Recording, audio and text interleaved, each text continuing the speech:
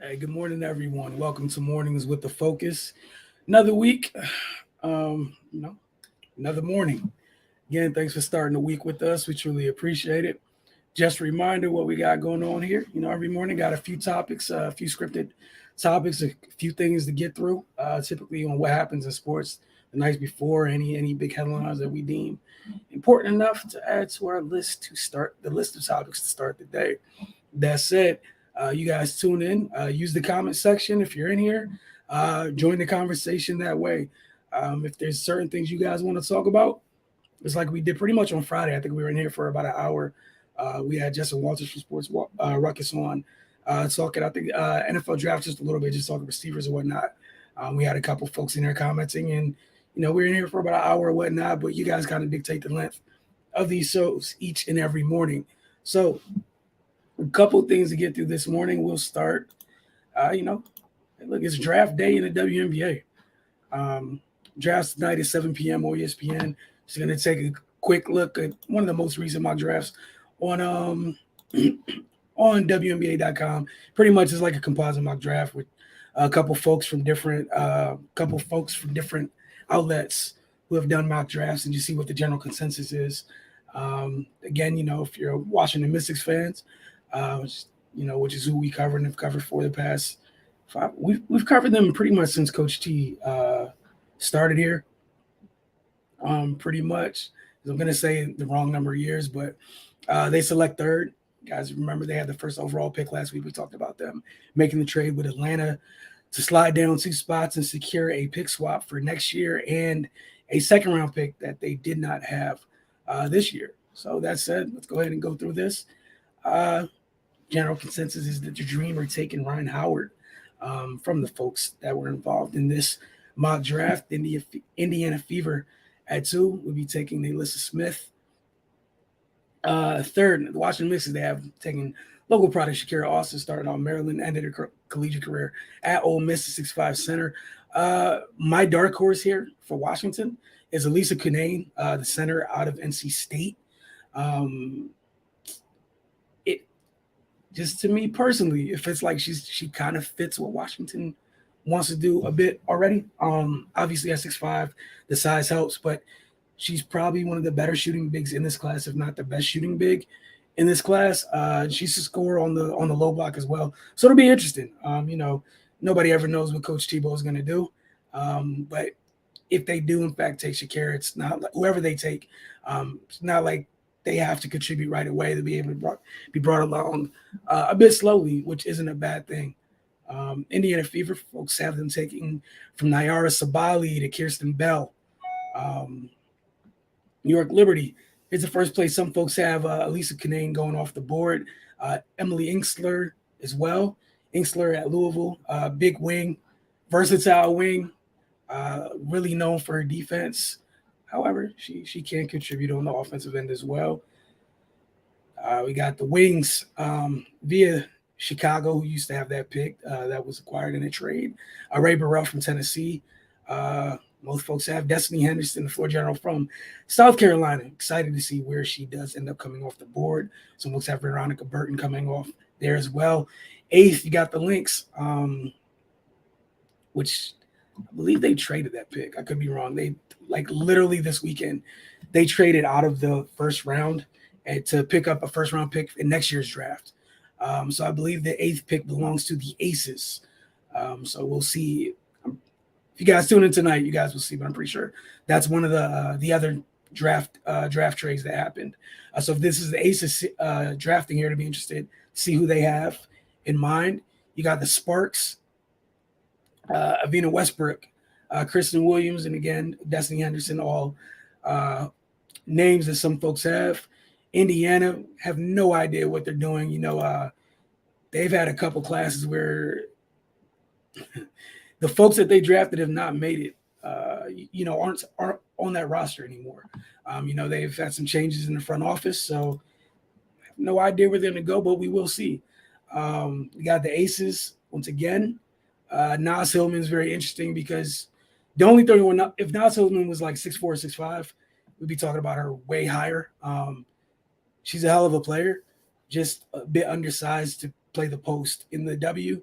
But I think last week there was a pre-draft conference call, and one of the things Coach Tebow and I think Coach Quinn from Seattle were talking about with Nas is with somebody like that who's that much of a worker, you don't really worry about it. And they also kind of both agree that there's the things that she does well, she can help a team right away.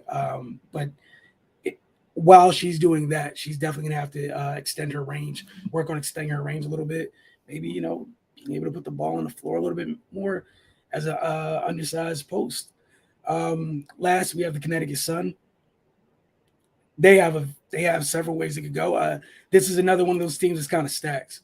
We have no idea who they're going to pick. We'll find out when they make their selection, but they're not hurting from talent in the least bit. All right.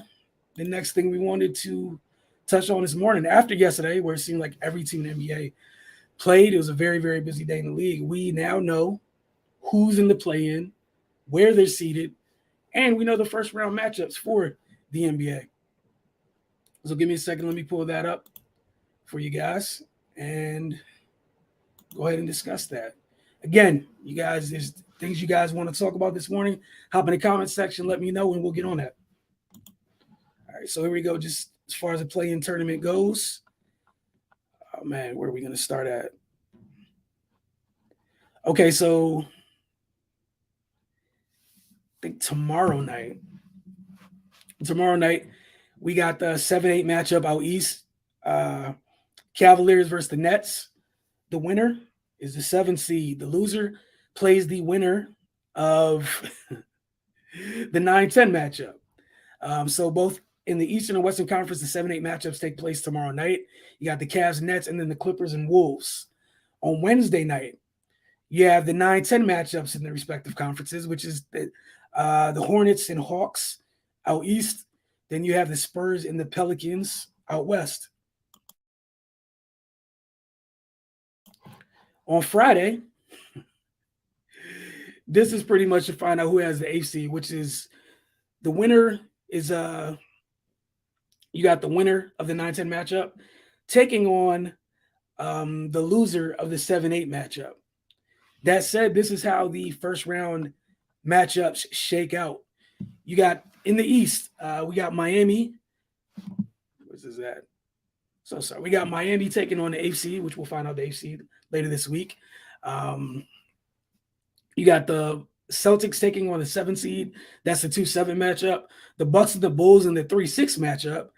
And a very interesting matchup, the 4-5 in the East, where you have the Sixers and Raptors. One of the reasons this matchup became so much more intriguing is that Matisse Thybulle is ineligible for away games in this series, aka Toronto home games, because of his vaccination status.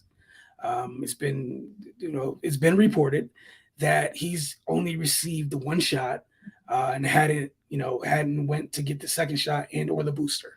So that is what makes him ineligible to participate in what would be games 3 and 4 in this series, because the Sixers are the 4, so they have home court advantage. So you got to keep that in mind for this series and what type of effect it's going to have. You got Joel. Just want to take a second, shout out Joel Embiid. Not even talk about the MVP or whatnot, but became the first center since Shaq to lead the league in scoring. So he won this year's scoring title. Shout out to Joel. Out west, you have the Suns taking on an A seed. I wish the very best to the A seed out west. The Suns are a flying death machine. It's not something. It's not one of those things where like out east, where you might have a chance, where the 7th or 8th might have a chance to do something. I don't see anybody in the 7th or 8th seed out west slowing down the Suns. The Grizzlies versus the 7 seed, again, flying death machine. I know they're young, but Memphis has been very, very good this year. They're the reason they're in the 2 spot, and they were as much time as they've had with John Morant missing this season. It didn't hurt them one bit. They won 20 something odd games in the games that he missed. The Warriors and Nuggets in the 3-6 matchup will be very fun. The Joker. It's going to be tough. They might be getting Jamal Murray back. We'll see what happens with that. And that's the other part of this that is very interesting. You got a couple teams who may be getting players back. You got the Clippers who just got Paul George back before the end of the regular season, which drastically changes how you look at the Clippers because they were without PG and Kawhi for damn near the entire year. But you get into the postseason, you have PG. So everything you went through, you get one of your closers back for the postseason, which makes you a bit tougher. If the Nuggets, Jokic has been doing great this year. Had these guys in the 6th seed, they were able to avoid the play-in, missing key pieces. No Jamal Murray, no Michael Porter Jr. Might get Murray back. That's huge. In the East, in terms of staying with teams that might be getting folks back, you got the Nets. They haven't ruled out Ben Simmons. Like, Simmons might get his first action of the season in the first round of the playoffs. We'll see. Do not know. Obviously not in the play-in, but possibly in the first round. Just the fact that some of these teams might have pieces coming back that can heavily impact their respective teams is huge. So we'll keep an eye on Jamal Murray. Kawhi. I don't think Kawhi has been completely ruled out this year yet. So we'll see. It should make the postseason that much more interesting. And then in the 4-5 matchup out west, we have the Mavs and the Jazz. Like, Luka suffered a calf injury yesterday, so that's going to make that a little tougher. The good thing for the Mavs is they're not in the play-in, so you don't need him right away. He has a few days, for round-the-clock treatment. Hopefully it's not that bad. I'm sure we'll get some news, some updates on that throughout the day today and later this week as they get closer to their first-round matchup in that series, and that's going to be a fun series too. The Jazz are kind of weird out west. They've clearly been above the play-in line, but they've also struggled against, the teams above them in their respective in their conference. So that's definitely going to be interesting. The other thing I wanted to talk about today, this weekend had a shock to everybody. But media as a whole just has to do a better job. It's not everybody. Some folks, I think there are folks that do a great job being responsible, understanding that there's a line between, the human being and then what they do in terms of their profession, their craft, or what have you. One thing can be critiqued. The other needs to be, it needs to be seen separate. If an athlete's struggling on the court, on the field, what have you, that's one thing that's something entirely different that's separate of what they're going through in, everyday life, the other part of their life. We had some very distasteful comments come out this weekend. Steelers quarterback Dwayne Haskins passed early Saturday morning. Adam Schefter and Gil Brandt acknowledged and discussed his passing in two different mediums. Yet both, going to call it what it is, were just disgusting. And how they went about it. There's a discussion to be had about how athletes are perceived and devalued by both fans and media alike. To say anything other than it's sad that a young man lost his life is absurd. A father, a husband, a son, uncle, what have you. A young man lost his life. It starts and ends right there. 24 years old. That's so much of his life left to go. And, Schefter, not going to rehash the tweet, in announcing that Haskins had passed, talks about, Haskins and mentions his career, struggling quarterback, what have you. Like, you don't need to mention anything like that when saying that someone's passed. It should be cut and dry. And you make sure you extend respect to the person that passed and their family. It's not time to take a shot or whatever it was just disgusting. Yeah, Gil Brandt he was on live radio that day. And again, not going to share what he said verbatim, but it was something to the effect that the young man was living to die. Regardless of your fandom, like, that's sick. That's very sick. He's 24 years old. He wasn't going to be the first or last professional athlete that got drafted high, struggled a bit, and we didn't get a chance to see if he could rebound. It seemed from, all the comments and stuff on the Pittsburgh side of things, which is he was down there working out with teammates, etc. in Miami, that he was well on his way to trying to get what he felt his career back on track. And those were the shots being taken. It was just nasty. So it was some folks on this side need to do a lot better with how they view athletes, how they talk about them. Again, you critique their play all day long, but separate from the human being. Like don't do what those two did, and then the apologies or what have you, or it just falls on deaf ears. Like I could care less. Both of you were you're grown men. You know exactly what you were saying at the time that you said it. No one forced you to say it. If you have like literally, it's corny, it's old school. If you have nothing nice to say, like just don't speak about it. And again, just want to make sure we take the time just to, wish his family well, extend prayers to his family. Got to be very, very tough times. That Dwayne Haskins is able to rest in peace and his family finds some peace amidst all this. But thank you guys for spending time this morning. If you guys give you guys a couple moments, if there's anything you guys want to talk about this morning, give you guys the opportunity to do so. If not, we will return tomorrow. And tomorrow, we'll have a lot more in terms of talking about where folks got selected in the WNBA draft, talk about their fit, if there's any more trades tonight as well. And then, maybe take some time, preview those play-in matchups a little bit more in depth tomorrow. Might have some more NFL topics as well.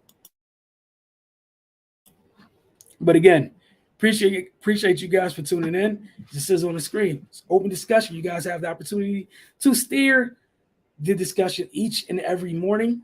But thank you for spending time with us. It's been Mornings with the Focus. I'll see you guys same time tomorrow morning. Y'all have a good one.